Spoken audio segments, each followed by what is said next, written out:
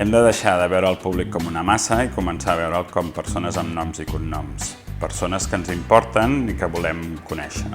I hem de dedicar tants o més esforços a parlar amb ells com dediquem a produir espectacles o obres.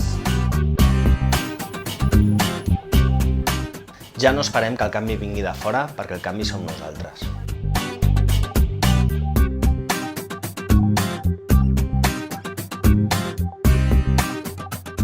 A l'AIE, aprofitar la subvenció de consultoria estratègica de l'ISEC ens ha permès reflexionar i confirmar la importància d'augmentar el nostre coneixement del client i posar-lo al centre, més enllà de tenir focus en els llibres.